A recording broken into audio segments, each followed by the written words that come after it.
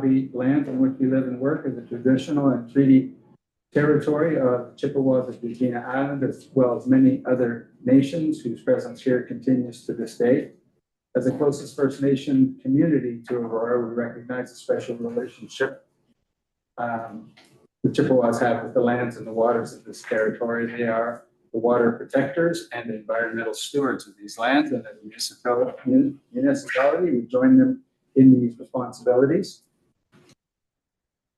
We further acknowledge that Aurora is part of the treaty lands of the Mississaugas and Chippewas, recognized through Treaty Number 13, as well as the Williams Treaties of 1923. The shared understanding of how the rich cultural heritage that has existed for centuries and how our collective past brought us to where we are today will help us walk together into a better future.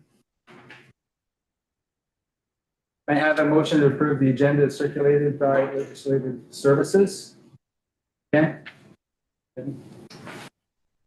Any questions on the agenda? As usual, if you have any new business or anything strikes you, you can certainly bring it up under new business later on.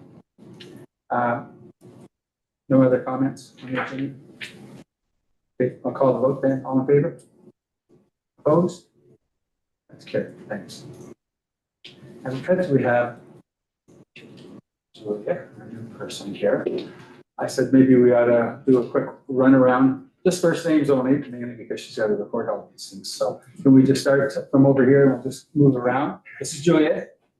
Natalie with the town. I'm Will with the town. Ken. Angela. Dennis. Oh, Jason. you weren't going to be here. Surprise. Nice to meet you. I'm sorry. Jason. And I'm on. Thanks very much. Anybody have any declaration of pecuniary interests or any other conflicts of interest? Any? This is Julie. Yes. Okay. Next thing is a receipt of the minutes. I assume everybody's had a chance to look at the minutes from the last meeting. So can I have a motion to receive the meeting minutes of October the 20th? Yeah. Okay. Any comments, questions, anything, errors or omissions? Okay, seeing none, I call vote to approve. All in favor? Opposed? That carries. Thanks. So we had no delegations this evening, but we do have a couple of matters for consideration. And the first is the memorandum from the program manager, Energy and Environment, regarding the draft home energy retrofit program design study. So, So thanks everyone for coming tonight. We have Alex and Janice here from Dunsky Climate, Energy and Climate Advisors, sorry. We're presenting our draft home energy retrofit program design study tonight. Janice and I came to this group last year with the feasibility study for this program. So we have evolved the project quite a bit since that time. A lot of changes have happened here in Ontario, federally, regionally, even with other local municipalities in this area. So, which we will present to you today. And all of that has impacted the results of our design study. So yeah, so we'll be going to council with this draft program March 10th. So that's coming very soon. Yeah, FCM is a supporter of this design study as well as the feasibility. Yeah, so I'll pass it to Janice or Alex. I'm not sure. I believe Janice. Yeah, thanks. Okay. Yeah. I'll just share my screen. Okay, let me know when you can see that. And it's there. Thanks. Slideshow mode. Okay, is it in slideshow mode? Yes. Not yet. No. Not Not fully. yet. Oh. Okay, let me just get that. It hasn't switched over to slideshow mode? Not yet. Oh, okay, maybe that's got the wrong screen then. Hold on. Sorry, folks. Here we go. Okay, screen 2. There we go. That's in the correct mode. Give it a line. Not yet.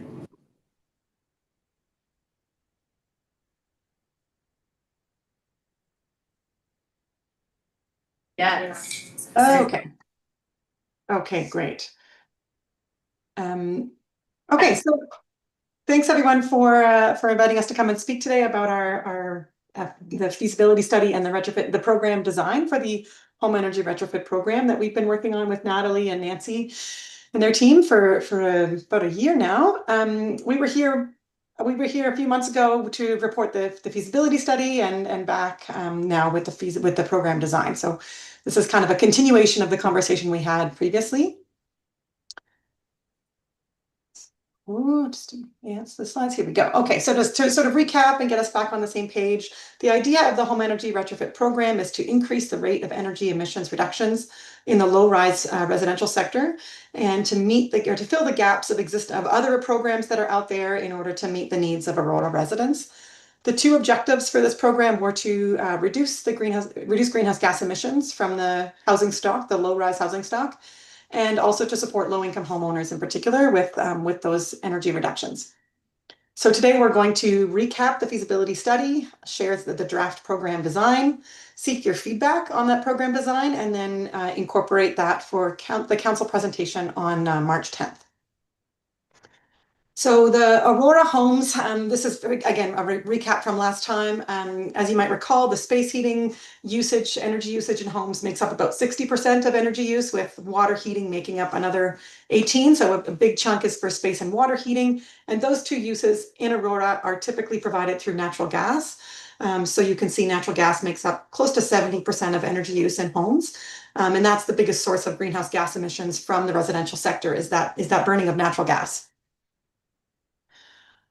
Within Aurora, we've also, about 11% of residents in Aurora live within or meet the threshold of energy poverty, which is defined as 6% of take-home income being spent on energy bills. So that's from the 2021 census. And of that 11% of people, we know that only about 2% of them are renters. So that makes up a good chunk, about 9%, who are also homeowners. And we see in this graph on the right that of that 11%, a significant number live in older homes, so they're more energy inefficient, live below the poverty line, don't speak English or French, and are seniors. Those are some of the large categories there. So the opportunity today is to think about how do we meet the need, how do we reduce the greenhouse gas emissions, the 37% of greenhouse gas emissions that come from the residential building stock across all of Aurora, and how do we increase the rate of the retrofits of homes, which is currently at less than 1% per year. That needs to be up to about 4% per year, and more focused on greenhouse gas emissions reductions in order to achieve the town's objectives. So that is about 800 units per year that we're looking to retrofit through various activities. From the survey we did of homeowners under the feasibility study, we understand that the main barriers are lack of knowledge and the upfront costs are the main barriers that homeowners reported. From the feasibility study, we identified that we were looking at whether or not a loan program was feasible. That was the main question of the feasibility study. And we identified that it was not feasible at this time at the town level, but perhaps more viable at the regional level. But we did also identify 6 other activities or categories of activities that would also support retrofits, regardless of whether or not a loan program is part of the mix. And there's many initiatives underway that the town can leverage in order to support retrofits. So since, as Natalie alluded to, since the feasibility study, there's been some changes.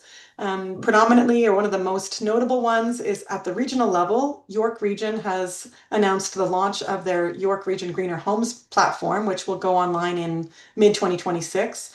Very similar to what Durham Region currently offers to their residents, if you're familiar with that program. So it offers home energy ratings, as well as retrofit pathways for every home in the town, or in the region, I should say, and as well as energy coaching services, sort of a hotline of a neutral expert advisor who can help people through the complicated decisions of the energy retrofits. Also, since the feasibility study, Markham and Richmond Hill have initiated their own feasibility studies, with a similar sort of focus to what Aurora has completed. Since then, also FCM, the Federation of Canadian Municipalities, has ended their funding offer for municipalities to start loan programs, which was one of the major reasons for it not being found to be viable at the town level. As well, the federal government has wrapped up their Canada Greener Homes Loan Program as well as grant program, and they have announced a pending program for low to moderate income home residents, but we have yet to see the details of that for Ontario. It may include loans and or incentives. We're not sure yet. It is likely to be announced in 2026, sometime in the next few months. So more details on the York Region Greener Homes Program. Of the 6 sort of categories of market transformation activities that we identified in the feasibility study, this one checks about 2 of those boxes. So it offers energy coaching, it offers the energy roadmaps and home energy ratings. But there's still a number of categories that you can see here that are possible for the town to support. So the program design that we'll explain here today will focus on some of those categories that are not yet checked off. The York Region program is expected to launch, like I said, in mid-2026, and it has a 3-year runtime according to the budget that they've committed so far. So getting now into the program design specifics for the town, we divided this up into 3 different phases: short-term, medium-term, and long-term. With the short-term activities being predominantly low or no-cost activities that leverage those other programs that are in market, and advocate for other supports to grow supports for future activities.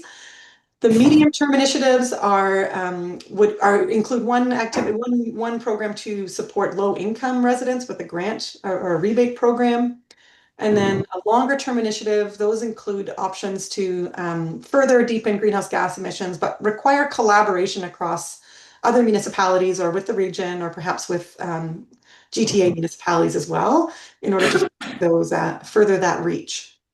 So jumping into the short term, we broke down into 4 categories. So education and outreach, really sort of informing residents about the benefits of retrofits and the services available on the York Region Greener Homes platform. Energy retrofit coaching, again, this is sort of steering folks towards what's offered through the York Region program. Performance monitoring, so really collecting data on the implementation, including uptake, types of retrofits being performed, customer feedback, and so on. And then advocacy and collaboration. So that's continuing the existing dialogue and exploration with nearby municipal partners, including York Region and other utility partners on program activities. With jumping into that advocacy and collaboration piece a little bit further, we think there's 3 topics that the town can really explore with York Region and neighboring municipalities. The home energy ratings, the current plan under the York Region program is to have them only visible to the homeowner once they prove ownership. And we think for further impact of market transformation, making those ratings public could improve the market alignment with other actors. And there's very, very limited, if not 0 cost to doing that. What we've heard from the administrator, which would be from the program administrator, which has not yet been announced. There would be some consultation with interested parties prior, but pretty low cost, pretty high impact opportunity there. Heat pump cost reduction. Now, this is exploring strategies to engage with the industries, manufacturers, distributors, installers, to help bring down the cost of heat pumps. And the reason we focus on that equipment is that it's one of the more costly ones, but also the more impactful ones from both a greenhouse gas reduction opportunity as well as from a resiliency opportunity, because heat pumps provide both air conditioning and heating, and they do so in a very low carbon way, in a very energy efficient way. So they can be cost effective if the capital cost can be brought down a bit. City of Toronto has started an initiative in this regard, and there could be some opportunities to benefit from their work, leverage their work, and do some parallel engagement of the industry, given that it's, you know, GTA is it's a similar industry group of contractors that would work across York Region as well. And then finally here, workforce training. So again, the City of Toronto has initiated a number of training programs and courses for contractors and heating and ventilation installers, like heat pump installers, to help them improve their understanding of net zero retrofits and greenhouse gas emissions reductions. And so there could be some opportunities to expand upon that work and bring that to York Region. Going on ahead here, so the midterm action, there's really just one here, and it's what we're focusing in on here is a retrofit grant program specifically for Aurora low-income homeowners. And it would target heat pumps and maybe some other retrofit measures. And it would and I've got another slide that's got some more details, so I'll get into that in a minute. Finally, though, the longer term components are looking at perhaps extending that retrofit grant program across York Region if funds can be secured for that, and maybe extending that to all residents, again, depending on funding. Then the financing program. So again, if the region were to take the lead here along with their municipal partners, the lower tier partners, there could be an opportunity to launch a loan program at the regional level.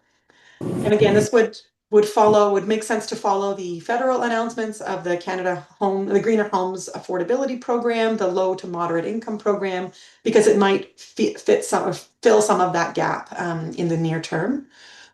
And then finally, building emissions performance standards. So now this is kind of the stick to go along with all the other carrots that we've talked about in this presentation. And this is putting a bylaw that limits the emissions from existing buildings per year. It sets a target for 2050 and works backwards to say, what would each building typology need to contribute in order for us to achieve that target? And then bakes that into a bylaw at the municipal level.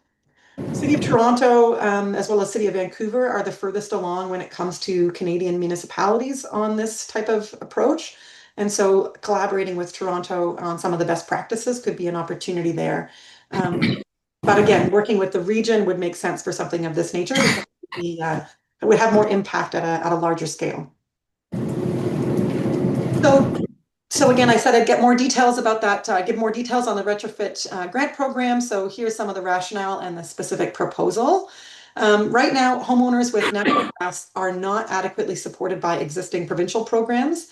And that's the Enbridge and the IESO, or the Save on Energy programs delivered by Electra. Right now, and as we discussed, heat pumps are the best opportunity to both reduce greenhouse gases and improve resiliency. We also, one of the other rationale pieces here is that York Region, the town of Aurora has a Green Initiatives Reserve Fund, which grows on average about $50,000 per year through interest and new revenues coming into that reserve fund. So the suggestion was to spend that growth at about $50,000 per year on incentives for low-income homeowners after they have completed one of the provincial programs that helps them improve their building envelope, their air tightness and insulation of their buildings, and offer those homeowners rebates for cold climate heat pumps, as well as some other retrofit measures or planning supports that might be beneficial to them. Again, depending on the announcements of regional, provincial, and federal programs that may evolve with time. And that brings me to the end of my presentation. So I'll flip back to see if there's any questions. Okay, thanks. You reverse any of the slides if there's specific information that people would like to see. Sure, okay. Comments from folks? Angela? I was just wondering, like, you had said that a large majority of the houses that were needed retrofitting are older homes. Would it not make sense to reach out to the homeowners of those older homes, especially the heritage homes, to offer them some sort of grant or anything like that in order to upgrade their systems? Yeah, I can speak to that. So the Heritage Grant Program does exist already, and we have been speaking a fair bit to the staff who runs that, Adam. It was determined that the heritage homeowners are not typically the ones that are also the lowest income, that some of those homeowners might have means as well. So that was why we decided to focus on income qualification. Now, if there is any overlap, then they would certainly be qualified, and they would certainly benefit a significant amount from this program because of the nature of inefficient older homes. But yeah, that was the reason for the rationale for why we would target the low income instead of just older homes. Thanks. Angela, is that okay? I mean, I like your comment that the older homes are the ones that are the greatest problem, whether they're financially able to do it themselves or not. It's really a good start. I like the comment that that's where most of our problems lie. So even a communications program could be effective for them. So Because I know when we renovated our place, we took advantage of the grant program available by the federal government and actually received $5,000 back. And that was a real help when upgrading our house, like the heating system. right. I like the question. I like the notion. Maybe we can follow up on it. Ken, did you have a question? Yeah, through you, Mr. Chair. We've emphasized a lot on lower income households. I guess my question would be, or concern would be, obviously any loans are based on approved credit. And so a lot of people that are on lower income won't necessarily have the highest of credit ratings and may not necessarily be approved for these loans. So I'm just wondering if that's been taken into consideration. So, like, it's great to have these programs, especially aimed at lower income households. But if those households are sort of barely making their mortgage payments or they're paying their bills, and as a result, their credit rating is taking a hit, then when they go to apply for a loan, they very well might be denied. I'm just wondering if that was something that was taken into consideration. Oh, absolutely, yeah. Which is why the program that we've suggested here for the low income is actually a grant program. There's no repayment required. So because of that obligation or that concern of loan programs don't necessarily benefit the lowest income folks because of the ability to repay or the credit worthiness, then yeah, that's why we've targeted it as a grant program. That said, the feasibility study looked into this in more detail, but the municipalities do have a unique opportunity to use what's called the local improvement charge, which puts a repayment obligation onto the property tax bill and backstops the loan by the property itself rather than by the individual's credit rating. So it removes the barrier of credit worthiness and credit history from their ability to borrow to access a loan. So that said, if the region were to create a loan program using that mechanism, it would overcome some of the barriers that low-income folks currently face in accessing financing. Okay, thank you. Follow up, Ken, or no? Yeah, just a quick follow-up. Just in terms of, we've all heard the horror stories about when people sort of like get some retrofits done, and there is a lien put on their property without their knowledge. Just want to make sure that in this example here, that would not be in fact the case. Yes. Yeah, so again, because we're not proposing a financing or a loan program in this current program design, there would be no liens considered. In the case of the regional program that may or may not go ahead, like a loan program that the region could consider, there would be effectively a lien placed on the property through the property tax repayment obligation. And so there would need to be consumer protection measures put into place to make sure that that is something that the occupants or the homeowners can carry, right? But that's not what we're proposing for the town at this time. Thank you. Okay. Other questions? Yeah. With respect to that 11% that you say are usually the low income people, how are you going to target those people? Because people who might ask for the program might not be in that category. Mhm. They might, and where's that 50K going to go? That might end up going somewhere where you're saying it's not going, where you want it to go, like that, the 50K. Yeah, no, that's a really fair question, and there's a couple of answers that I would give to that. So our main approach, by piggybacking on the existing provincial program, so one of them is delivered by Electra. It's called the Energy Affordability Program, and the other one is delivered by Enbridge, the Home Winterproofing Program. Both of those use the same thresholds for income qualification, and they both offer free direct install insulation, air sealing, and energy efficient appliances to homeowners that qualify, or households, I should say, households. It can be for renters also, that qualify under that income threshold. So what we would suggest, or our approach is to say, let's take folks once they've completed that program and then offer them this next step. So first, make the homes more airtight, more insulated, and then we would look at doing that heat pump. Because at that point, that's when they can, have the right sizing for the heat pump, and they can be ensured that their foundational components have been taken care of. So our outreach to those qualified low-income households would be through those two programs, Enbridge and the EAP, the Electra program, and the delivery agents of those programs, which in Aurora is a Clear Result. And then further to that, we would also suggest outreach through some existing social networks. So we've spoken to the Welcome Centers, which is a facility that helps newcomers get settled in Aurora. As we saw through the census data, many of the homeowners don't speak English or French. So having a facility that can speak to them in their native language is going to be a helpful mechanism or channel.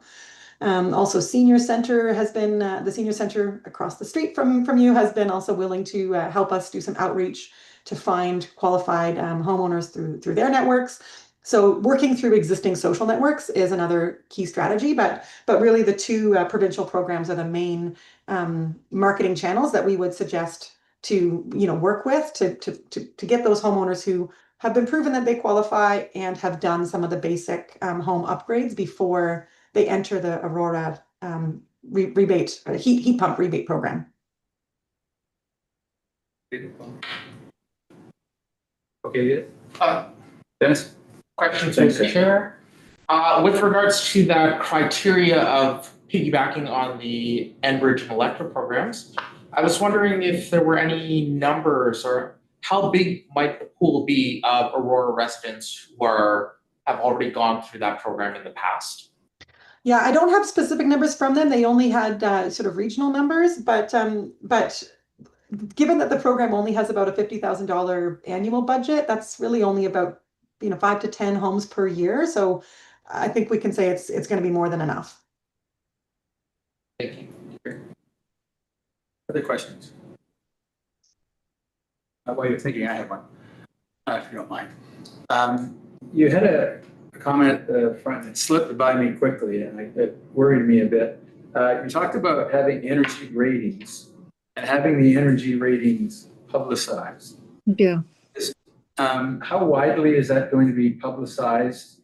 And do you see any issues with the privacy of that with respect to collecting data on a home and putting it out there in the world? So, yeah, you've keyed in on a pretty important piece for worthwhile of conversation. So the current commitment from York Region is to make those ratings available only to the proven homeowner. So only once they've proven that they own the home. So not public. What we're suggesting as part of the advocacy work that the town could do with the region is to consider making those ratings public so that they'd be available on a website for anyone to see that. Give it it's like a 1 to 10 rating for homes. So not a lot of granularity, not a lot of detail, but at least a sort of red to green spectrum. Where do these homes fall on the scale of efficient to non? And the reason for that is a few reasons. One is predominantly transparency for buyers and renters, to help them understand what they're getting into when it comes to commitments to a home. It also helps to align and motivate program delivery agents around which neighborhoods are the most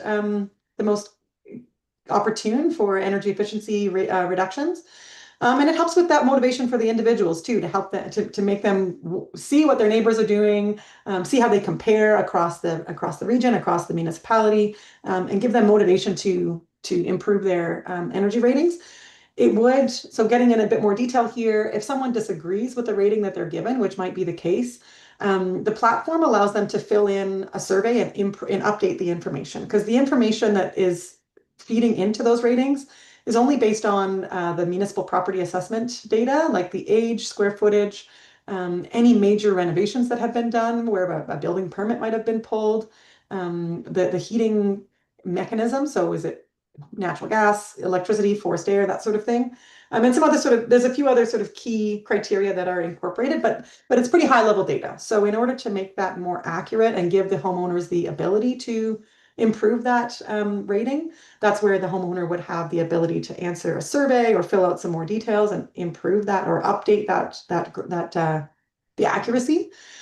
And then finally, I'll also say that the Municipal Property Assessment Corporation has done a very similar initiative where they've allocated a rating for every home, and they have also made that information available behind the scenes through their platform. So they're selling that data currently to banks, utilities, insurance providers, real estate agents, without homeowners actually being aware of that. So from my point of view, I think making that information available also to homeowners allows them to make it more accurate, to improve the accuracy for that data that's already kind of circulating to some of those players. Great. Okay, thanks. And I have another But follow-up too. as we suggested, like I think stakeholder consultation is pretty important prior to doing that, to make sure that you're making sure that you're getting all the perspectives on the table. Yeah, my only comment was just some permission before things become public. People need to have that ability to do that. Yeah, typically what's provided in those is an opt-out, so homeowners can always take their home off the map rather than an opt-in. That's typically, we've seen Saskatoon deliver it that way, BC is approaching it that way. Yeah, those are some of the municipalities that have taken some leadership, and Edmonton to some degree. Okay, thanks all. I have another one. Angela, do you have a question? Through you, Mr. Chair. I don't know if that's something that most people are gonna wanna have a map like that with their efficiency rating on for everybody to see. And the other thing is, say you get a rating and you don't agree with it, and you fill out the form and say I've upgraded this and this and this and this, who's going to, or how are they gonna prove that what you're putting in there is actually legitimate? Dennis, this is a question of accuracy, I suppose. Yeah, I mean, somebody could just say, you know, I've upgraded this, and this, and they never did. How do you prove that they did? Great. So, okay, Jess, through you. Yeah, the questions you're grappling with are all really fair questions, and actually there's been a sort of national steering committee or sounding board thinking about these issues for a number of years now.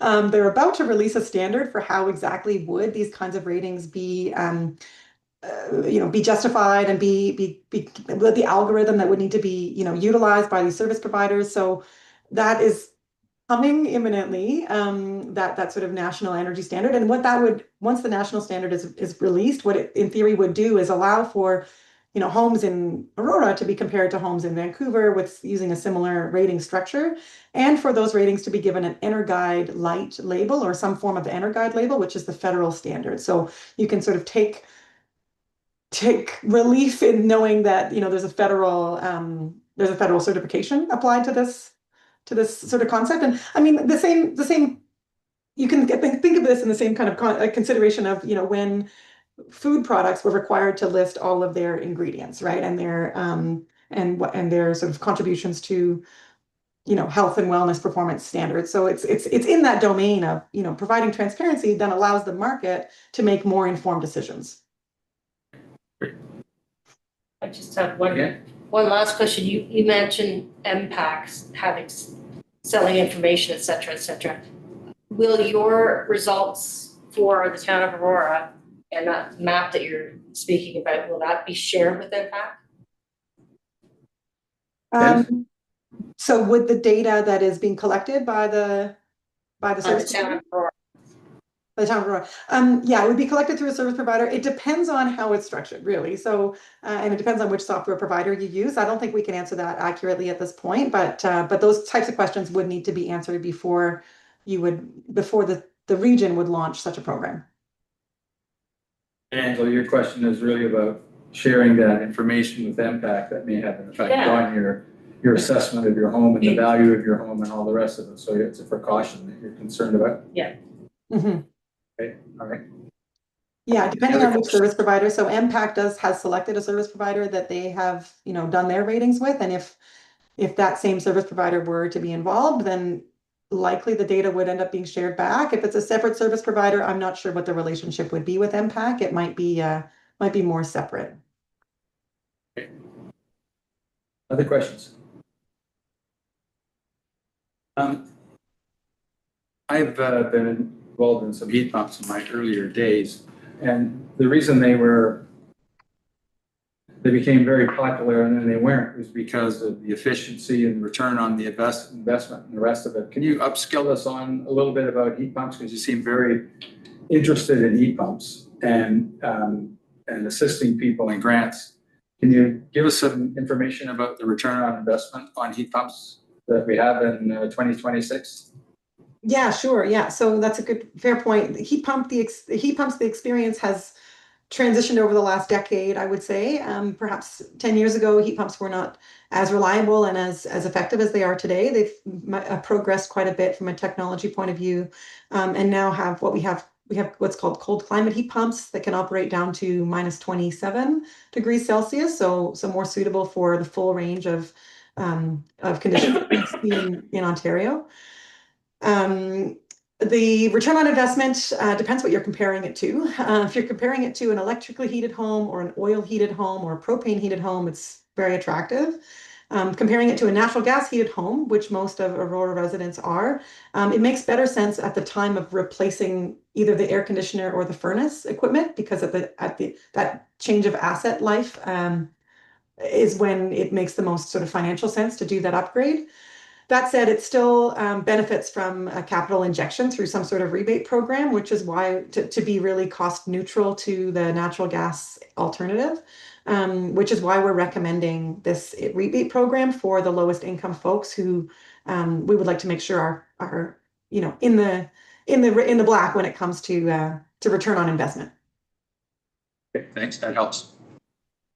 Yeah, I guess I can elaborate a step further, which is the other component we had about heat pumps was not just the rebate program, but was the heat pump cost reduction initiative. So what we're seeing, this is sort of anecdotal and not necessarily proven through academic rigor, but about 15 to 20% of the cost of a heat pump is from the marketing costs of the contractors and the manufacturers. So the idea is through those engagement with industry and through those sort of streamlining efforts, there might be a way to squeeze that portion down a fair bit. And that's where they're hoping, the City of Toronto in particular, that's their sort of hypothesis, is that through their industry engagements and through some of their outreach education, preparing the market to be able to say yes more quickly to this equipment installation, it will shave down that cost of market, of client retention.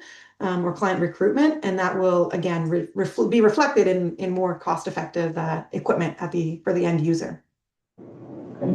Good, thank you. Dennis? So you looking at your slides with regards to the challenge and how I think there was a number there that says that we need to have 4% annual greenhouse gas focus, which translates to about 800 units per year.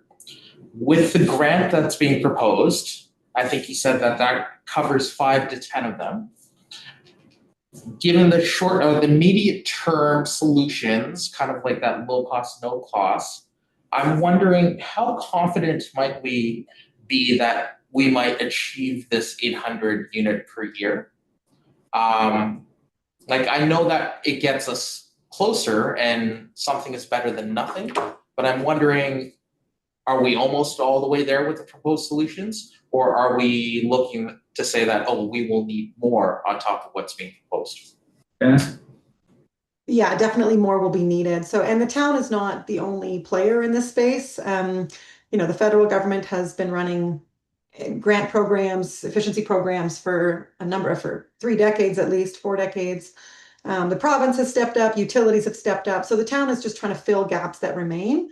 And shouldn't be, on the hook to meet all those obligations or to meet all that 800 unit, increase.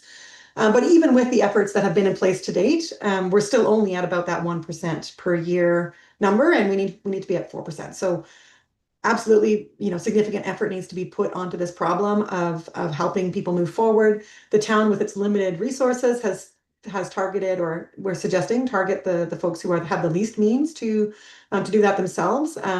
But the energy coaching, the outreach and education work, and some of that industry alignment, the goal with those initiatives is to help everybody else, right? So those energy coaches are available to anyone in the town and help them make those decisions more quickly with more confidence, move forward on retrofits. Because the barriers we heard are not just financial, but they're also knowledge.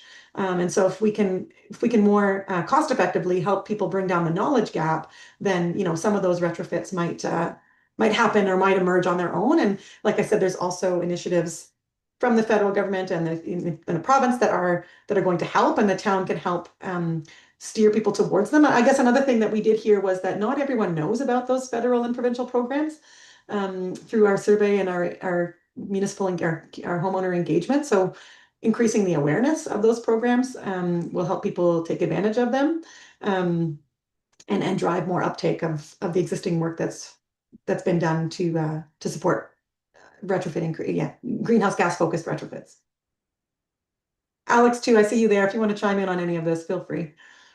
And Natalie, too, if you have additional thoughts, feel free to chime in.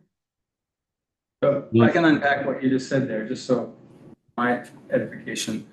The communications plan and all the things that you are planning to do here are directed at everybody, because everybody needs to be upskilled, everybody needs to know more. But what the subsidy program is really all about is targeting those people that have low income, and we have a threshold of around 50K a year to be able to do something with that. Is that kind of it in a nutshell? Yeah, although that is it, with the additional piece of friendly amendment that the short-term actions are really focusing on getting everyone more active, right? So the town, what we've identified is that municipalities have more direct communications channels to their residents than does the province or the federal government. So and different channels, right? You've got your rec centers, your libraries, you've got your direct mail outs, you're in touch with your residents in different ways than those other levels of government. And so you can leverage those channels to help steer more people towards the existing programs and help them take advantage of the supports that might be out there. So that's one, that's the short term sort of theory of change is you've got those communications channels that are low or no cost to leverage that can really help your residents take advantage of stuff that's already available to them. Yes, again. Sorry, yeah, just thank you very much for that, through the chair. Thank you very much for those comments. I guess what I'm thinking through my head is I recognize the value of increasing awareness, of increasing knowledge, but I also seem to think that the hump between knowledge and behavior change can sometimes be a steep one, and trying to keep that in mind as well, that we can do a lot of awareness and education building, but it doesn't necessarily guarantee us the outcome that we're looking for. And if there's anything else that could be proposed to help narrow that gap. Yeah, that's a really fair point too. So what we identified in the feasibility study was kind of the market transformation theory, which says, at the beginning, you educate folks, you help them move along the curve, you provide carrots, you move the needle with financing or funding, incentives. And then towards the end of that sort of, picture a bell curve here as that market transformation theory. Towards the end of that bell curve, that's when you start to implement, the sticks, the obligations, the requirements, the bylaws. And so that's why we've got a kind of mix of all of the above, because that we're going to need all of them to get everyone across the threshold. And we're just talking about existing buildings. And I know the town has done some deep analysis of new construction and how to make sure that we're not having to do all these supports, these retrofit supports for new buildings that are yet to be constructed. So there's kind of both pieces there. Yeah, Alex, I see your hands up. Why don't you elaborate too from your point of view? Yeah, sure. Sorry, I've gone blurry and I'm not quite sure why. Excuse me. My camera's a little off. But I think this is actually a really great conversation because Aurora is not unique, in that you have a very responsible and ambitious greenhouse gas action plan. And the targets that are set are in line with what needs to get done in order to bring emissions down in line with, the climate objectives. The challenge is that, the business case for decarbonization retrofits has been largely undermined since the carbon tax has been removed. And so, you're finding yourself in a position where I think most municipalities are, and many of the provinces as well, where you have a plan of action. The business case is no longer there for the homeowners, and you've got limited resources to try and motivate that action. And I think Janice is explaining it well, talking about, yeah, and also the points of, sorry, I don't remember everybody's name, but the gentleman in the red jacket. Awareness will get you part of the way, and it keeps the conversation going, and you're doing. Lost audio. Yeah, we lost your audio, Alex.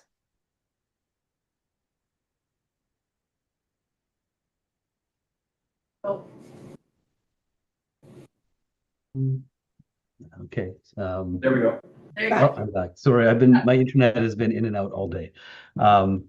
Sorry, you're doing what you can with the resources on hand, increasing awareness, moving in the right direction, and hopefully new opportunities will emerge, new policies will be put in place at the federal and provincial level, and and they can help get to those targets. But in the meantime, without the resources, it is quite difficult to hit the overall target.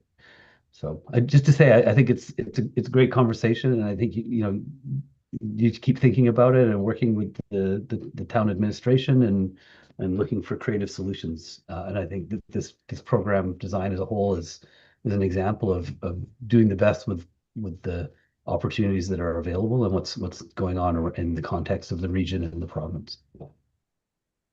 Thank you. Councillor? Thank Audio. you.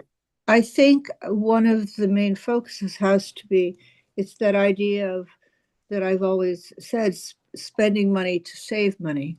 So we have to show how this would be a financial advantage going forward. And I think there is one. I don't think you spoke about it, but I think the energy efficiency will save money. And that's always the best way to get somebody to change a habit or change their mind. So I think, Ron, you might have mentioned it. Is there, do we have any financial information about how much more efficient the retrofits? I guess it depends on the retrofit, but there must be information about cost savings. Yeah, that's a really great question. In our feasibility study, we did do analyses of different archetypes of retrofits. So we looked at 5 different archetypes of homes and mapped on a number of different retrofit packages that would apply to each of those homes. And so there's numbers from that feasibility study that can be pulled, but even more helpful is when the Region Greener Homes program is launched, every home will get a retrofit roadmap, which will include a financial scenario of what that home could achieve through different retrofit opportunities and measures. So those would be more tailored to every specific home based on the data that the program or that the region has. And again, that's mostly impact data. So that should break down some of the barriers for homeowners for them, doing those calculations, having confidence in where the savings can be achieved. Is it better to do windows or solar panels or insulation or heat pumps? It will show the options and give those scenarios. And again, give folks the opportunity to make those retrofit scenarios more accurate by updating the baseline information. So that will be really a valuable tool. And as you might also know, right now the opportunity for homeowners to get some of those that information is to do an energy audit or an in-home energy assessment, which typically costs around $600. And so by having this online platform, people will have access to slightly less granular information, but it's free. So, that breaks down a big financial barrier too, that currently exists, makes it accessible to everyone. Thank you. And that energy audit cost is, in my experience, prevents some people from, and also it takes time. time and. You have to be organized. Yeah. Which some of the things you said will help with that. And Natalie, could you find out if we have a bylaw for new homes about energy emissions? Because we had some green policies. I think the provincial government don't allow those now, but it would be nice to have a bylaw for builders about energy efficiency. Thank you. Thanks, Ron. Through you, Mr. Chair. Are you talking about the Green Development Standard? Is that what you're talking about for the bylaw? No, I'm talking about what we would allow in energy emissions for each new home. I don't know if that would be hard to do, but if we're going to talk about a bylaw for existing homes, then I think we should have a bylaw for new homes as well. Yeah, I'd have to look into that, but I believe we're limited in what we can Could be. enforce at the moment. A lot has changed provincially Yes. in terms of what can be enforced for new builds. Okay, thank you. Thank you. That it would be interesting. Would have fallen under the Green Development Standard, but there is we are waiting for some, I guess, outcomes from the province on what can be enforced at this point. Thank you. And I know that the most cost-effective thing to do is increase your insulation and put in better windows. So yeah, that's another cost besides your energy generator. Thanks. Okay, thanks. Other questions?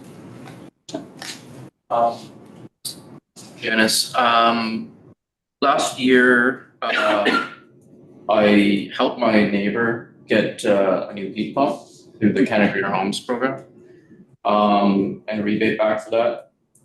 Now, this program that we're suggesting here, it wouldn't capture the fact that they now have a new heat pump, right? It very well might, because that information would have been, if it was through the Canada Greener Homes program, they would have had a pre and post energy audit, the EnerGuide audit process. And so that data is typically part of the intake data for these home energy retrofits or ratings, home energy ratings. So it would likely be factored in. Okay. I was the one that actually did the audit for them, so. Great. Yeah. On top of that, would it be able to capture how much natural gas usage has gone down for them now, relative to like the other homes in the block? So it should be able to compare to other homes. Now it won't, when the ratings, and this is a question more for the administrator of the program when it gets released through the region, but I can explain the concept. So when the ratings are released, they will be based on the most recent information, which is MPAC data predominantly, as well as the EnerGuide database. So for any homes that have gone through that pre and post retrofit, that information is available now. And so what would be possible would be a comparison of, that home to a similar neighboring home. But what won't be possible in the scenarios is to see how that home used to operate, because this will be, they will have already done the upgrade, right? Where they've gone from the gas furnace to heat pump. So I don't imagine the scenarios can do a sort of look back. I guess you could suggest replacing the heat pump with a gas furnace and see what that does, but you know what I mean? Like it's giving a sort of a point in time rather than a historical. Right. Because my final question is there a way where we can target not just low income, but absolute greenhouse or absolute natural gas usage relative to the home, like the home size? So like, let's say two homes of similar size, right? One uses more natural gas than the other. We target the one that uses more first, because perhaps it's leakier, wasn't insulated or poorly insulated, something like that. So these home ratings don't have actual energy utility bills, like they don't have usage from the utilities, Enbridge or Electra. At least not this particular approach to the home ratings. That said, Enbridge does have a energy efficiency program, demand side management program, and so does Electra. So only through those utilities would we be able to, would there be a way of accessing or assessing which residential buildings consume the most natural gas? An Enbridge program would be no doubt sort of targeting those homes, but through this particular town program, we don't currently have data from the utilities directly, and that data is tricky to get because of privacy concerns. That said, and you might be aware of the My Heat initiative that Enbridge has undergone in the GTA area, where they did a thermal imaging of all homes in the GTA to see which ones have the most leakage through the roof. There could be a scenario where Enbridge extends that into town of Aurora. They did do that they've done it for Markham and Richmond Hill through what's called the My Heat platform. So, in theory, that could be a sort of a potential way to sort of try to screen buildings for their leakiness through that thermal imaging, but currently that's not part of the plan for this initiative. Thank you. Angela. Through you, Mr. Chair. I was wondering if you had mentioned that the people that went through the energy retrofit program recently, would you have that information now? Do you have the information from all the previous programs that were run by whatever government? Just the federal government programs. We have the EnerGuide database has now been made public, now not at the address level, but at the postal code level. So that information is what we use to do our analysis, and it's also what's being used to create the home energy ratings by the providers for those. The provincial programs, we don't have, I don't believe anyone has been able to access data from those in any sort of granular way. Now, Alex, correct me if I'm wrong, if Dunsky has accessed that, but I don't believe that we've accessed that information for our modeling. So, how far back does that go? The EnerGuide database, the federal one? Yeah. Started collecting data back as early as the 80s when they started running these programs. To date, about 10% of homes, as far as I understand, about 10% of homes across Canada have undergone one of these retrofits. So there's a pretty good sample size, but not, it's not every home by any means, but it's more of a sampling of what's possible. And then they use, a lot of these service providers that are making the ratings will use those archetypes or create, digital twin type scenarios where they model the home's potential based on what's known of similar type homes from that database. Good. My last question, I guess, before we go on is, our taxpayers are always concerned about participating and granting money to various areas, that it's not spread across town. You get my drift. So can you arm us with a good comments about why this should be offered in a municipality when it's also being offered pieces of it at the federal, provincial, and now the regional governments? Why does this matter to the town of Aurora? I know we want to act locally and think globally, and we all want to save money and all of that. But is there some overlying comment about the value of this happening in a municipality as opposed to elsewhere? Yeah, I guess I would start my answer by saying, the efforts to date have only achieved 1% retrofit rate, and we need to be at 4%. So it's kind of all tools in the toolbox are necessary at this point in the game. The town has set greenhouse gas targets, and in order for the town to achieve those targets, they have some activities that they can do. Now, of course, we caveated that by saying it needs to be supported by the senior levels of government that have more resources, but the town's commitment to the greenhouse gas targets obligates the town to make efforts where they can. In terms of sort of why spend money, why target those particular homes, the ones like I said for the loan or the grant program, The homeowners with natural gas are currently not adequately supported by existing provincial programs, which is why we're suggesting focusing on those ones and the lowest income folks, given that they are, have the most need for support. So that's kind of the rationale. And then further to that, the town has already created this reserve fund, the Green Initiatives Reserve Fund, that is meant to support the green initiatives. And so this is one that the town has identified as 37% of your greenhouse gas emissions as a community come from your residential housing stock. It's a big part of the building stock across the town. And so again, that's another rationale for why focus on this particular segment, on this particular building typology. Thanks. If I may, I might add just one other point to it, which I think all of those are great. I think if you look at the grant program and some of the other activities, they're designed to increase access to other existing programs that offer benefits. And so, sort of taking something that is offered at the regional or provincial level, and you're adding a little bit more support to pull more of those resources to your town, which means, an improvement in the quality of the housing for the projects that get done, a little bit more economic activity for local contractors, and a little bit more disposable income left over for some of those low income households by pulling more benefits to your town by adding a sort of a matching contribution to some of those grants. Great answers. Thanks. Are we able to wrap up on this segment of the meeting? Okay. Okay, so we're here.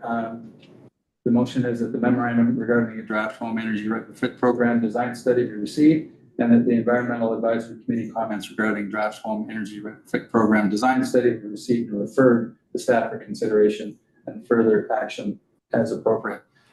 Do you have everything? Okay.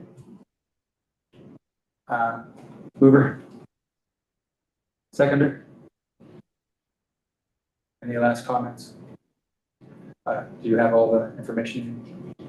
Okay, all in favor? Objection? Carried. Thanks very much. Thanks, you two. Very informative. Appreciate it. Thanks so much for the great question. Great Thank you. discussion.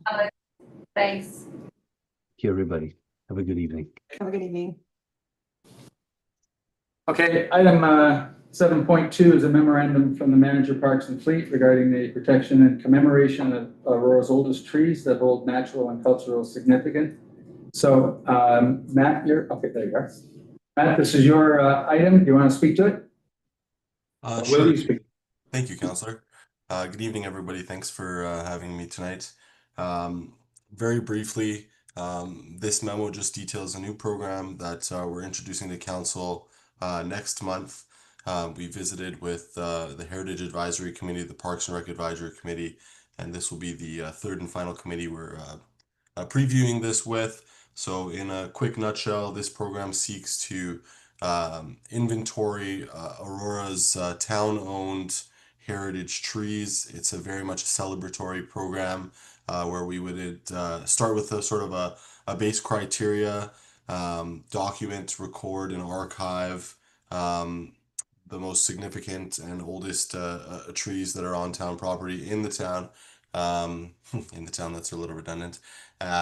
Through that, there are different metrics and methods and key components that we would employ. Preservation would be obviously the first step.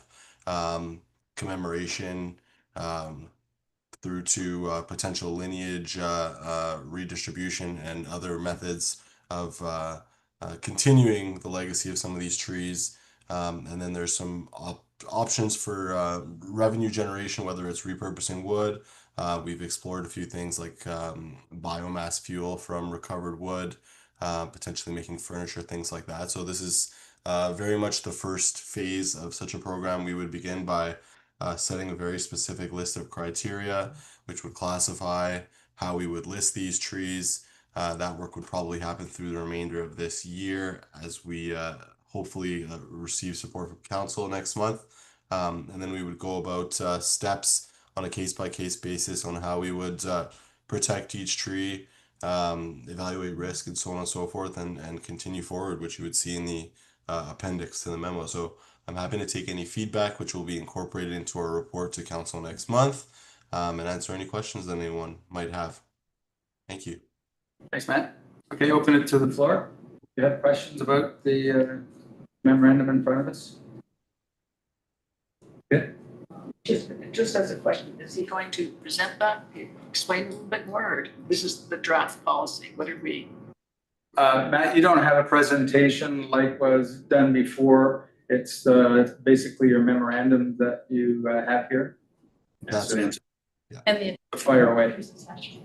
yes, I have, there's a draft one, and then there's a memorandum, so which one are we looking at right now? All of it, All of it, yeah. okay. There's a lot of questions there. Okay. Just give me a second then. Sure.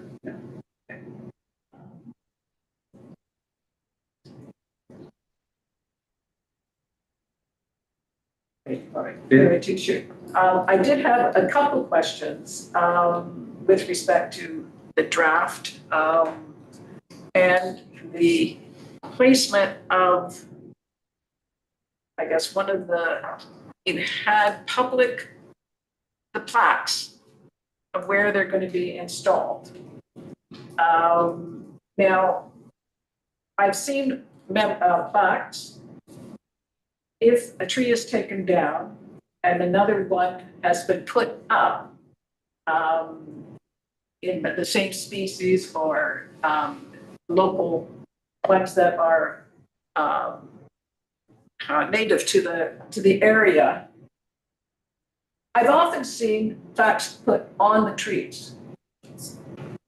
And that in itself is detrimental to the tree. The plaques, if anything should be put, it should be put in front or behind, but not anywhere that the roots could be, it could be detrimental to the tree. So I didn't know if you had that in mind. The other part I had about this is in respect to the tree canopy. When you have established the certain criteria that you have established and you see that there are heritage trees that should be kept, is how those root systems of that could be affected by development. I don't see anything in here about trees like that you have pinpointed, let's say after you've got this registry, is that how far away from these root systems would development have to be before being detrimental to those trees? Through you, Chair, that's a great point of feedback and something we can seek to input as part of these program parameters. So typically, I can answer both parts of the question. So typically, we would, at least from a town perspective, we would never affix a plaque to a tree. I'd be curious to see if there are any town-owned trees that do have plaques attached to them, because I would seek to remove them. In terms of the development, so in my previous life, I was a policy planner. I actually worked on the town's green development standards, and setbacks for development and tree protection standards are very much important to us across the board, whether it's a private tree or a publicly owned tree. Currently, as you see it, yeah, you're right. There are no set parameters that sort of say, okay, if obviously these trees would be on town property.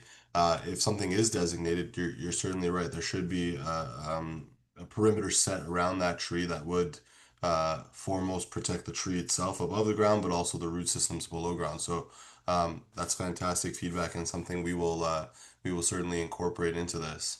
So thank you.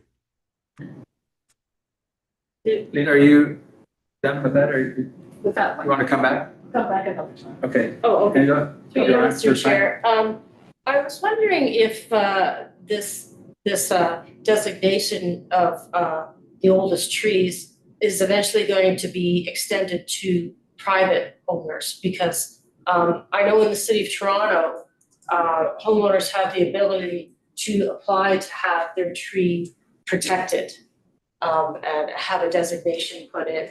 And having seen what happened on St. John's Side Road with the new development up there and have a clear-cut some massive, massive trees, I think the town really needs to start stepping in if they want to maintain the tree canopy that they claim that they want to maintain.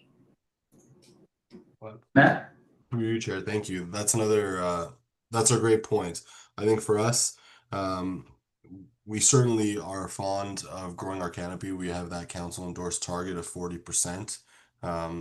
So we will seek to potentially look to private trees. It's a bit more complex with sort of the legality side of things, and the provincial protections for heritage trees. So we are, at this point, focusing on town-owned trees, but we've had that comment from the previous advisory committees, and we'll certainly work with our legal team to figure out how we might gain those protections formally. It's a bit tougher, just with sort of an example being, you know, a homeowner voluntarily registers a tree. What happens to that sort of registry when that home changes property owners and that sort of thing? There are not so many things that you can sort of bind to title in terms of natural ecology. We're working closely with Adam as well from the Heritage Board and the town's policy manager in that regard. So it's on our radar, and that's again good feedback from this evening that I'll put into our report as being important. Yeah. Okay. Other questions? First times?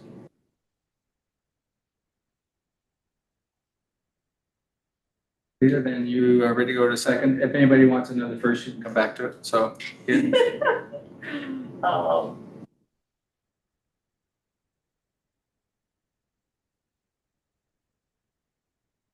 I know that there have been a number of trees. By the way, first of all, your department does a great job of working with local arborists as well. I've talked to many of them as they're coming along the street. So, and I know anytime we've called in that we're worried about a tree that you've come. So I wanted to put that shout out to you at this moment.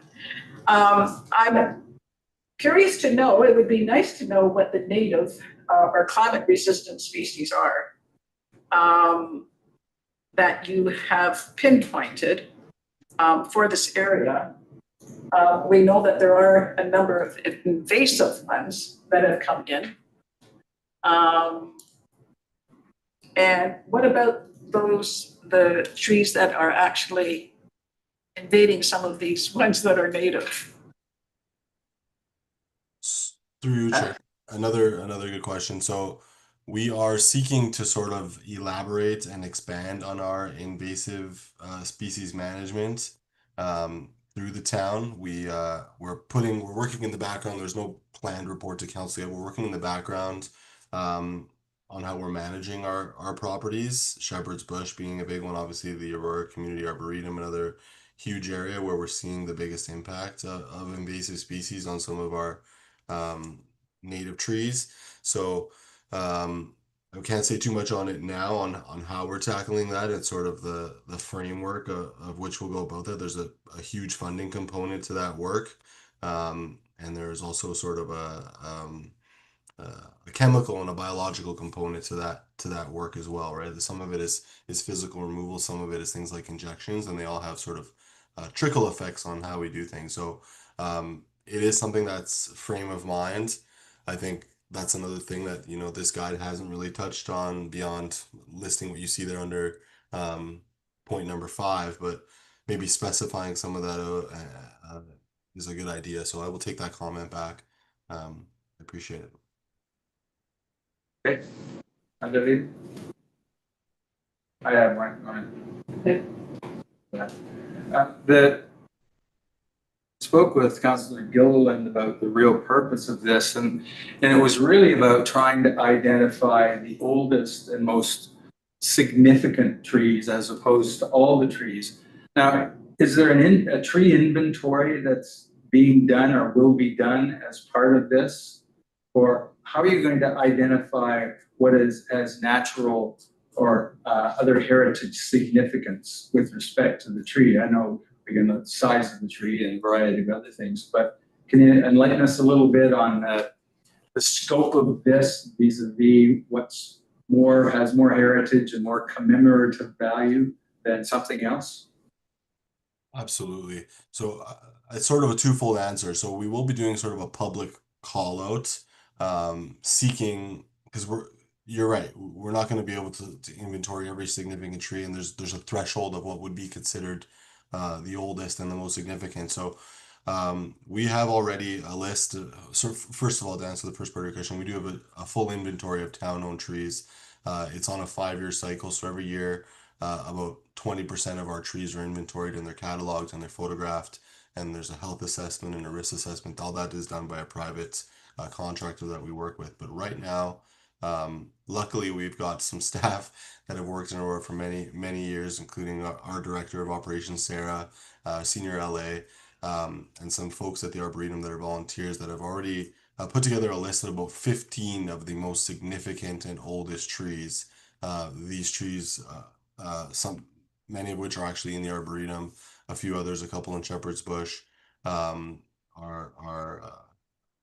how do I put this? Magnificent trees, specimens that you'd walk by and right away notice that this is a significant tree. So that's where we're going to start.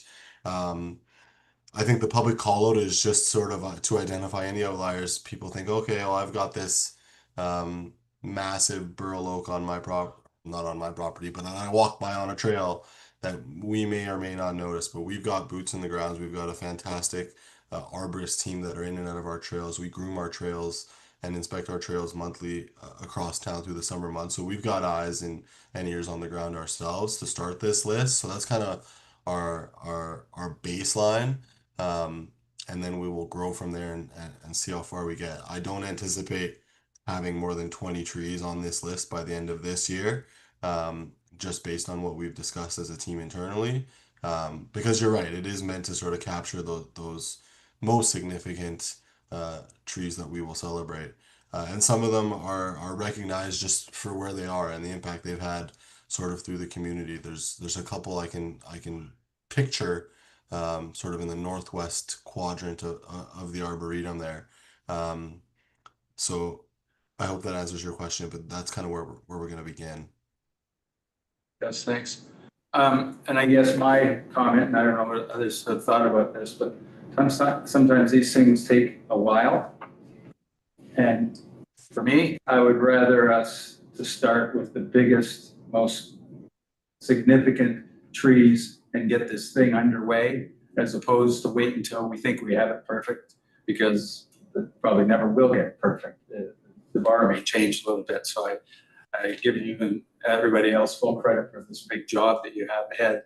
But I'd really like to see some commemorative trees, because I didn't know of a number myself. That it would be great to see a plaque and to learn more about that tree and to commemorate that tree. So I hope we don't have to wait for a perfect report on this. A great report would be good enough.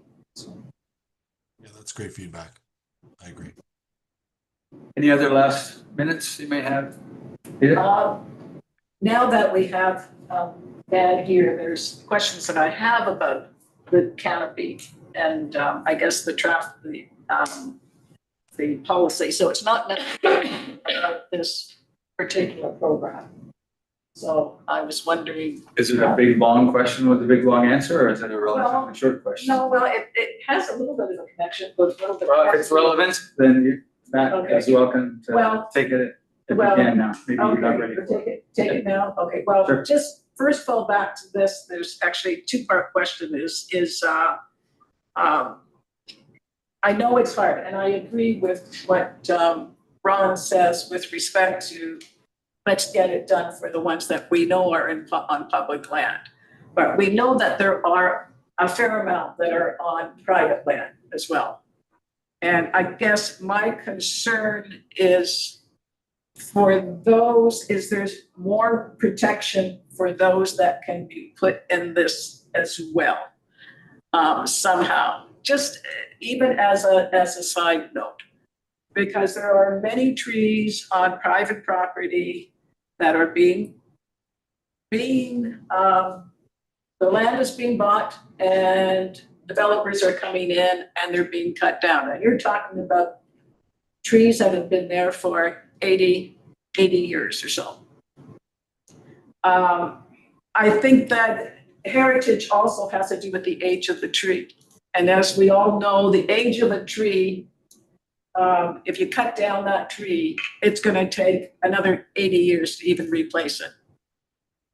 So that is with respect, if that could be infused somehow in this. I know you're only talking about public, but maybe just give a shout out to looking at perhaps the bylaws for that with respect to the heritage and that. Yeah, does that make sense? Yeah, well, as Matt said, it gets down to the law and what can be enforced and what Right. cannot be enforced. And I'm sure the private versus public trees are going to have to be addressed here. Am I correct, Matt? No question about it. Absolutely. Yeah. I mean, we've talked about this in a couple of the other advisory committees as well. The key piece is the private tree protection bylaw. And there are a couple pieces in our larger report that's going to council that speak to how this would sort of advise and potentially provide recommendation to that update. We are seeking to update that bylaw in 2027. It's on our list through this year to work on, and we've already begun sort of a best practices analysis of where other municipalities are with this. And there are some tools that fall within the extent of what's allowed right now in terms of the law. So, monetary penalties, increasing our minimum widths. Right now, you're technically allowed to remove 2 trees on your property per year without any permits, within a certain size threshold, I should say, under, I think, I want to say something in the 20 centimeter DBH range, which is a small tree, but the bigger ones, yeah, they do require permits, but we're looking to enhance all of those sort of rigors to make that much more difficult. It is outside of the scope of this program, but it is absolutely on our radar and something that we're gonna not just try to catch up with other municipalities, but sort of strengthen beyond that so that we're not behind the 8 ball, if you will, going forward, and that it is relevant and significant in the foreseeable future before the next update. So my next one has to do outside of this program, but it has to do with the tree canopy. So where do you want to put it? Do you want to close this? Yeah, I think we better close this down. Okay. And ask him to stay. Yeah. Matt, if you'll indulge us, because Lita has a couple questions. Absolutely. We have tree canopy, so if you could do that, because we're going to be adjourning the meeting very soon. Or That's if my you could pleasure. go up by email and have a conversation, because I know Matt's always eager to talk about this types of stuff with us, so I appreciate your interest as well. Is that I fair can enough? stick around for a bit. I'm happy to, but yeah, anyone here can always email me and get in touch to talk about this sort of stuff. Yeah. Thank you. Can I close this off then? No questions? Okay, hearing none. The memorandum is as follows: that the memorandum regarding the protection and commemoration of Aurora's oldest trees and both natural and cultural significance be received, and that the Environmental Advisory Committee comments regarding the commemoration of Aurora's oldest trees and both natural and cultural significance be received and referred to staff for consideration and further action as appropriate. Pardon?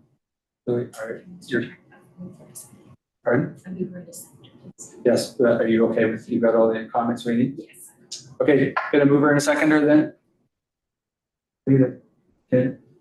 All in favor? Opposed? Carried. Thank you. There's no informational items, I don't believe, other than what we've seen, so I said we'd ask for any new business. Anybody have any new business that you'd like to bring forward, Ken? Yeah, just very quickly, with regard to circular materials, I know that in previous years, either the town or the town in coordination with the region has successfully measured waste diversion efforts. And I'm just wondering if going forward, we're going to be able to capture that information of the stuff that's going into the new blue bin system, despite the fact that it's not a municipal responsibility anymore. So my concern is just making sure that we're on the town in coordination with York Region is on a trajectory to continue measuring those results in terms of what's not going into landfill and what's going into recycling and green bin and so forth. So I just Great wondering. question from my standpoint. I haven't seen the answer to that question because there have been questions that we were doing all of this, looking at recyclables versus others. And we were pretty comfortable that we were going in the right direction with it. Now it's a measurement issue. Yeah. Who's measuring it? What are they measuring? And when are we going to get some information on it? So that will be recorded in the notes. I thank you for it. Excellent. And It's this a great is a little follow-up to that, just in terms of where the recyclables are going. So they used to go to the recycling recovery facility in Georgina or East Gwillimbury at Garfield, right? But we don't have sort of, I think a lot of the focus has been on curbside and getting through some of the pinch points there, but not in terms of, I guess, my first concern and then my second, in terms of where those recyclable materials are being taken by GFL. Because I understand that there were layoffs among Miller waste staff, so which would indicate to me that those materials may not be going there anymore. So there's a little bit of a missing piece of the puzzle, just in terms of diversion rates and then where the materials are going ultimately. And I have seen some information that's come out possibly because people such as yourselves and ourselves have been asking those kinds of important questions about what is being recycled. Is more being recycled than it was before or less? And so it's a great question. Sorry, and just as a final color to that, with the closure of many of the beer stores, and especially the one that is on Yonge Street, the only existing beer store now is on Bayview, and I think there's been closures in Richmond Hill and in Newmarket. In terms of, that also fits into the waste diversion, and whether or not people are actually putting those into their blue bins or whether or not. So that would be certainly a concern, especially if as the beer store continues to wind down operations in terms of their recycling efforts and so forth, what it means for Aurora ultimately if they were to continue to close. Considering they were one of the premium recyclers in all of Canada and perhaps North America, to have that service be put aside would seem to a logical person that something's going to happen there. I had seen information about this, about the restrictions of not using beer bottles and liquor bottles in your recycling. But again, this is a somewhat voluntary program. And so we sometimes shoot ourselves in the foot if we don't put the restrictions and things in there we need. So all good questions, early to tell right now, but the measurement, the metrics should be put in place. Kylie? Through you, Mr. Chair. We will be bringing Amanda Cutler, the town's waste coordinator, to this group, hopefully in our next meeting. Oh, great. So she'll be able to, hopefully, I don't know if she has all the answers, but she'll have definitely some of the answers for you. Yeah, she's been very helpful. Yeah. Whenever I have residents asking questions, I just confident in Amanda, and she Yeah. does a great job at it. So congratulate her on my behalf. I have a concern with the maintenance of the sewers, like the storm sewers in Aurora, and it should be part of the resilience plan because where I am, there's a stream, and so it's a lower area. And I had to call 3 times this winter to have them come out and chop the ice out of these sewers, and because there was this much water on the road. And so I drove around Aurora and every single sewer was like that, like just ponding everywhere. And it should be part of the resilience plan to ensure that these areas are being cleared so that we don't have issues with ponding and flooding. It'd be interesting to see whether there are some, I guess we used to call them hot spots and cold spots. Now we have a plowing, but I guess it's going to be a wet spot. There must be some places around town that are particularly vulnerable, and the homes adjacent to it are particularly vulnerable. And my experience is that many of the homeowners who know that go out there and they chop away at that ice to try to make sure that the basins are free flowing.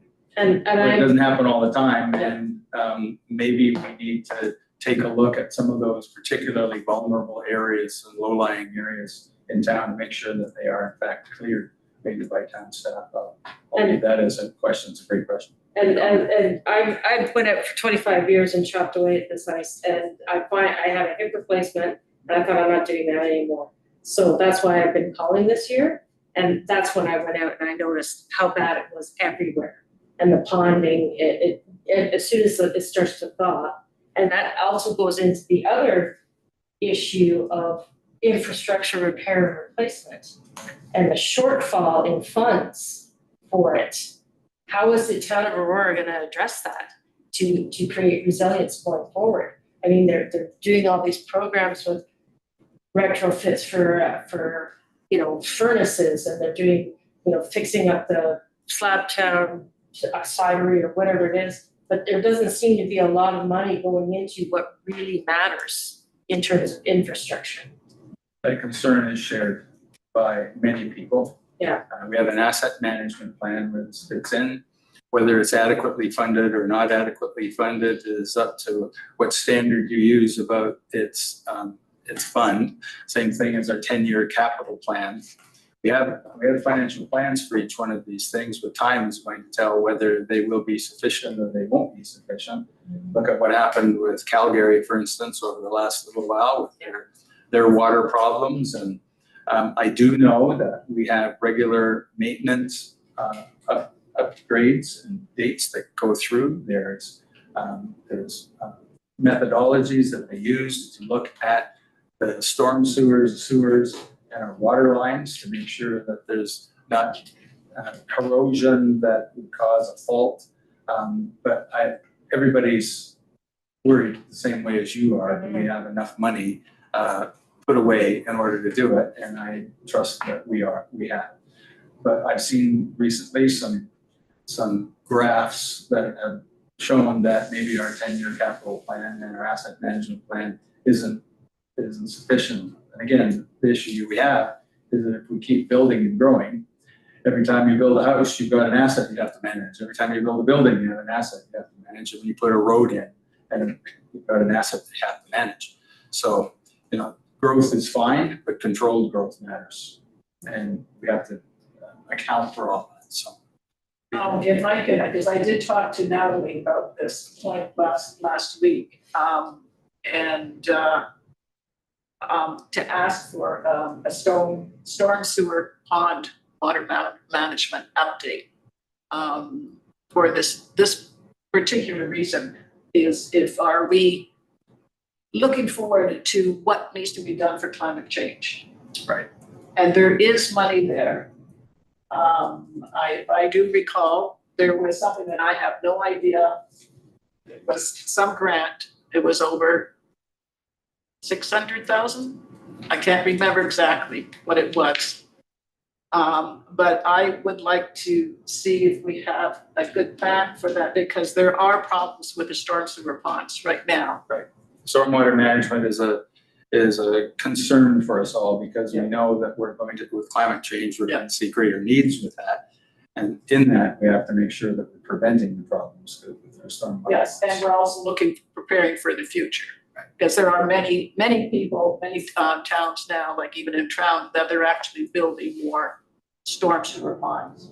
Yes, because they've drank that Kool-Aid that says, yes, climate is in fact changing, and that's going to have some impacts on our stormwater. So I agree with you.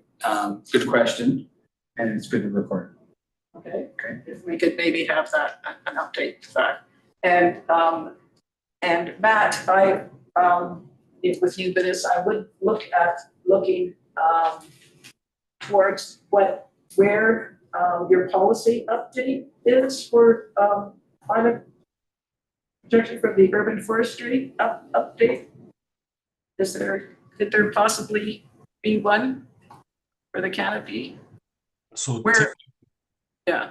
So typically that report is done every 5 years, and simply because it's done in partnership with TRCA, and there's a ton of sort of science behind it. So how that modeling is done, it's basically done with sample plots through different areas of town, a lot of remote sensing imagery. So it's difficult to do, from what I understand, on a less frequent basis. Through sort of these related reports, we have been updating or at least showing progression towards how we're achieving that goal. We've been planting a ton of trees. We've partnered with Leaf the last couple of years, and we've increased our partnership this year. We've also have commitments with the Ontario Heritage Trust at places like Shepherd's Bush. And through some of our parks, we're naturalizing some of sort of the areas that would normally have been considered to be just passive recreation spaces that aren't necessarily utilized the way that they used to be in the older years of recreation and people just kicking balls in some of those grass spaces. We find that's not happening as much, so we're definitely planting them more. So through sort of an anecdotal update for you, I can very much say that we are making great progress in terms of the amount of trees we're planting annually. Could we present an update? I'd have to talk to my director. It wouldn't be as scientific, and it wouldn't follow sort of the same baseline parameters that we're measured against. So it wouldn't be directly related, but it could show progress, which is yeah. Okay, actually, I'm not actually looking for that type of update. Is that I saw, I was present when you did that update in council. It's great, and what you project we need to do and what you need to put in. What I'm looking at is what our development in the town and the ones that have been cut down is the number that are being cut down. Again, it has to do with that canopy, will not jive with what your projections are. And as we know, if you cut down a whole bunch of trees, it's going to take a long time to put it up to stuff. So it's more that projection is with what is happening with development. I want to know how that projection can still be there. Yeah. Does that make sense? It does make sense. I will have to take it back and just see how feasible it is to do that. We would have to correspond a lot with our planning department and go through a bunch of those. We'd have to consolidate some data. So it's a bit of an exercise. We're not actively weighing that on a sort of an annual basis where we're, counting the development, the trees that are moved through sort of green development or greenfield development. There obviously are ways to track that. We have that information. We just haven't been sort of weighing it against each other. So I can speak to our arboriculture team, and I'll speak to our director and see how we might be able to do that. And at the very least, we can start setting ourselves up in a way to present that in a meaningful way. So I'll happily take that back. Thanks, Thank Matt. you. Thank you for staying around. Thank you. No Appreciate problem. it. Any other new business items?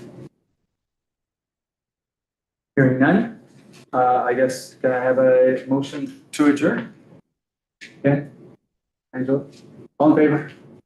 Never seen anybody adjourn.